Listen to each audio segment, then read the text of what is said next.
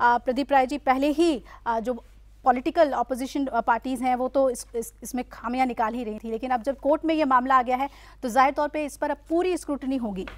देखिए ऐसा है अभिलाषा कि ये जो मामला है इस पे कल ही तो ये आप जारी करते हो, 2 दिन के अंदर इसको फाइल करना, जल्दबाजी नहीं करनी चाहिए थी। इसको विवेक शर्मा ने फाइल किया, आपके यहाँ के चैनल पे गेस्ट भी रहते हैं, लेकिन इस पे तैयारी करके और ठीक से इस पे सारे पहलुओं को ध्यान में रख के फाइल करना चाहिए था। जल्दबाजी में फाइल किया गया है, लेकिन ठीक है, इससे पब्लिसिटी भी होती है और नाम भी होता है, दोनों बातें हैं, तो उन्होंने फाइल किया, अच्छा ही है। और इसमें एक किसी वरिष्ठ अधिवक्ता को, क्योंकि अगर आप किसी बड़े कानूनी पहलू के साथ इसको उठाना चाहते हैं तो आपको एक वरिष्ठतम व्यक्ति चाहिए जो कि इस बात को सच में सही तरीके से रख सके। बॉम्बे हाई कोर्ट में भी एक पिटीशन फाइल की गई है, वो मेरे ख्याल से जमशेद मिस्त्री ने फाइल की है, और ऐसी एक पिटीशन चेन्नई हाई कोर्ट में फाइल की गई थी। शायद उस पर चेन्नई हाई कोर्ट ने ये कहा कि पब्लिक इंटरेस्ट में है तो आप क्यों इसको फाइल कर रहे हो, ऐसा कुछ। तीनों जो मामले हैं 3 तरह के मामले हैं, और इसमें आने वाले दिनों में और भी मामले इस पे फाइल होंगे और सामने बातें आएंगी। सवाल ये है कि क्या सुप्रीम कोर्ट ये जो भारत सरकार का जो ये फैसला था वो आरबीआई के डायरेक्टर्स के रिकमेंडेशन पे था कि नहीं था, क्योंकि जो आरबीआई का एक्ट है 1934 का, जो कि बाद में अमेंड किया गया समय समय पर, उसमें ये साफ तौर पे कहा गया, धारा 24 और 26, ये दोनों बहुत ही इंपॉर्टेंट है। बिल्कुल बिल्कुल। और 24 के तहत ये बात कही जाती है कि आप किस नोट को कब आप डिसकंटिन्यू कर सकते हो, ये सरकार का हक है। लेकिन इसमें लिखा गया है कि सरकार आरबीआई के डायरेक्टर्स के रिकमेंडेशन के बाद इस तरह के करेंसी को वापस ले सकती है। पहली तो बात है, क्या इस तरह की कोई रिकमेंडेशन आपके सामने आई थी? बिल्कुल नहीं आई थी। दूसरी बात यह है कि सरकार का मतलब क्या है? सरकार का मतलब प्रधानमंत्री है या कैबिनेट है? जब आप कोई नोटिफिकेशन लाते हैं छोटे से छोटे मामले में, तो आप कैबिनेट की बैठक करते हैं, और कैबिनेट की बैठक करने के बाद आप तय करते हैं सारे सुझावों को इनकॉर्पोरेट करने के बाद कि हमको इसको स्वीकार करना है या किस तरह से इस पे आगे बढ़ना है। अगर आप इतने वरिष्ठतम व्यक्ति होकर, प्रधानमंत्री जैसा अनुभवी व्यक्ति जो कि 15 साल मुख्यमंत्री रहा हो एक राज्य का, और आप कैबिनेट की बैठक के बिना नोटिफिकेशन लेके आए और एक घोषणा कर दें, और आरबीआई के डायरेक्टर्स के रिकमेंडेशन के बिना, ठीक है बाद में उन्होंने होमवर्क किया होगा इसके ऊपर, नोटिफिकेशन आ गया, लेकिन पहले भी ऐसी स्थिति आई है 1946 से, मेरे ख्याल से जब अंग्रेजों का राज था तब ऐसा एक बार हुआ था। इसके बाद से दोबारा 1978 में हुआ था। लेकिन 78 और 46 की जो बातें हैं वो अलग हैं, भिन्न हैं आज की परिस्थितियों से, क्योंकि तब ये कहा गया था कि आप एक करेंसी को विड्रॉ करोगे और दूसरी करेंसी जब आपकी आ रही है तो उस करेंसी, पहली करेंसी चलती रहेगी जब तक कि दूसरी करेंसी अपनी जगह ना बना ले, और जब वो जगह बना लेगी तब आप पहली 2 करेंसी आपको विड्रॉ करनी है, आप विड्रॉ कर लोगे।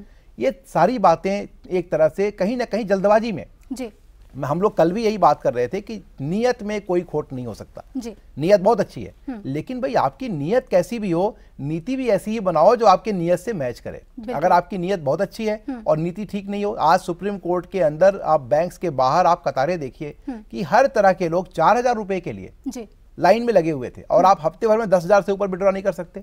तो क्या 40,000 महीने में आपका एक संस्था चल जाएगी, कोई कंपनी चल जाएगी? कंपनी के अकाउंट के साथ भी आप यही कर रहे हो। अगर हमारा लेजिटिमेट पैसा हमारे बैंक अकाउंट के अंदर है, हम उसे क्यों नहीं निकाल सकते?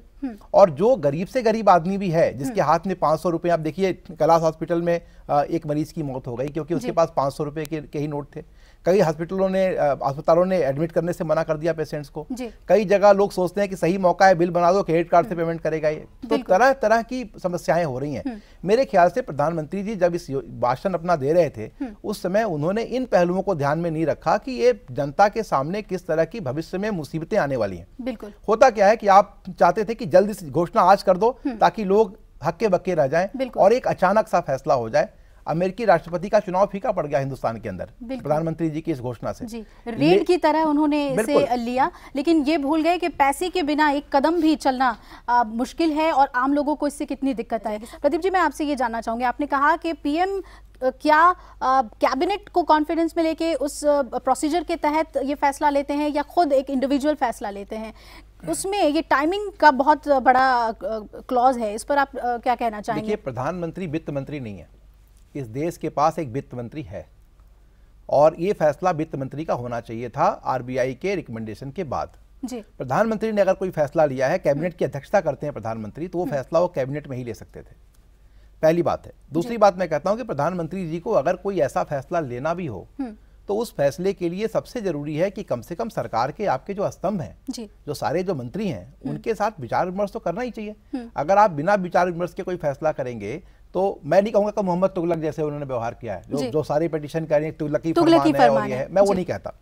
मैं केवल ये कहता हूं कि कॉन्फिडेंस होना बहुत अच्छी बात है, लेकिन ओवर कॉन्फिडेंस नहीं होना चाहिए बड़े से बड़े व्यक्ति में, क्योंकि हम लोग गलतियां तभी करते हैं जब हमारे अंदर ओवर कॉन्फिडेंस होता है। प्रधानमंत्री जी एक बहुत ही सधे हुए, बहुत ही सक्षम और ईमानदार व्यक्ति हैं, लेकिन ईमानदारी इस बात का पैमाना नहीं है कि आप जो भी फैसले लेंगे वो सही लेंगे। ईमानदार व्यक्ति से भी गलती होती है जी। और जिसकी नीयत ठीक हो उससे भी गलती होती है। आप जाते हैं रोड पे वॉक करने, फिसल के गिर भी जाते हैं और आपको फ्रैक्चर भी हो सकता है। लेकिन सवाल ये है कि क्या अब कौन लोग इस योजना की तारीफ कर रहे हैं। आज न्यूज़पेपर्स देखिए, मैं तो देख करके दंग था कि सारी की सारी जो क्रेडिट कार्ड की कंपनीज हैं उनके सारे न्यूज़पेपर्स में फ्रंट पेज और बैक पेज पूरा ऐड उनका था, दे वर कांग्रेचुलेटिंग ऑनरेबल प्राइम मिनिस्टर। क्या मैसेज जा रहा है इससे? अगर ये कंपनियां खुश भी हैं तो इनको ये कहने की जरूरत नहीं थी प्रधानमंत्री की छवि खराब कर रहे हैं, बिल्कुल ये दिखाना चाह रहे हैं कि देखो जी हमारे लिए प्रधानमंत्री जी ने किया है। ये बात ठीक नहीं है। और भारत के अंदर करीब 70% लोग ऐसे हैं जो पहले पैंचा चलता था, हम लोग के अदला बदली जो होता था गांव में कि आपने गेहूं दीजिए और चावल ले लीजिए, ये चलता था। हमारे गांव के लोग तो कैश पे लेन देन पे आए हैं करीब 20 साल पहले, और आज आप कह रहे हो कि आपको ऑनलाइन कर देना चाहिए था, आप ऑनलाइन सेल करो। आप बताइए कि कौन से ऐसे लोग हैं जो आलू बेचते हैं, गेहूं बेचते हैं, दूध बेचते हैं, वो इसकी रिसीट लेते हैं जी। या उनके पास कोई इसका रिकॉर्ड है? आप ये कहते हैं, और आप बिल्कुल ये बात गलत है कि कृषि आय का व्यक्ति भी साल के 20-25 लाख कमा लेता है कई बार जी। दूध से बेच के भी लोग कमा लेते हैं, फसलों से कमा लेते हैं। तो ये कहना कि 2.5 लाख के ऊपर को हम ब्लैक मनी मानेंगे और आपके खिलाफ हम प्रोसीडिंग्स इनिशिएट करेंगे, ये बात ठीक नहीं है। धमकाना ठीक नहीं है। जनता को कभी भी धमकी नहीं देनी चाहिए। जनता को अगर आपने धमकाया और जनता उतर गई धमकी देने पे तो भारी पड़ जाता है। तो इसलिए जनता को धमकाना नहीं चाहिए। जनता के साथ आपको अनुरोध करना है, आपका रिश्ता है पिता का और जनता आपके लिए पुत्र के समान है। चुनाव की वजह से लगता है आपको कि अचानक से इसमें भी इन्होंने सर्जिकल स्ट्राइक की तरह ही स्ट्रैटेजी अपनाई? नहीं, चुनाव की वजह से भी हो सकता है, लेकिन ये बात प्रधानमंत्री जी के मन में बहुत दिनों से चल रही थी। ये अलग बात है कि उनके बहुत से ऐसे मंत्री हैं जो खुद हक्के बक्के रह गया, ये क्या कर दिया, क्योंकि उनका भी फंस गया मामला। तो लेकिन फिर भी चुनाव के लिहाज से जो समय था ये बहुत ही महत्वपूर्ण था। अब आपने फैसला कर लिया, लेकिन ब्लैक मनी रुक नहीं सकती।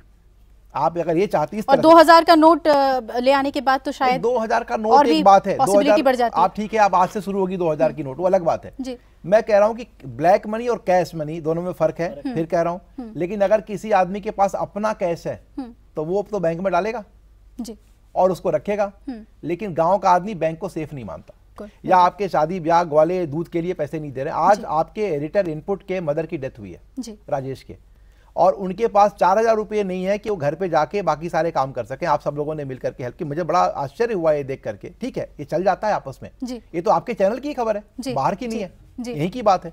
तो ऐसे ऐसे कितनी ऐसी जगहें हैं जहां पे इस तरह की परेशानियां हो रही हैं। कैलाश हॉस्पिटल के अंदर 2 बच्चों की मौत हो गई, कहीं किसी का मौत हो गया, किसी का कुछ हो गया। आपको प्राइवेट हॉस्पिटल्स को, दवा की दुकानों को ये कवर करना चाहिए था।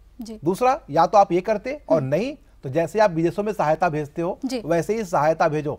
आपको डेड बॉडी जलाने के लिए पैसे चाहिए। अगर वॉर स्ट्रेटेजी आपने लगाई तो वॉर लेवल पे आपको तैयार भी रहना चाहिए था।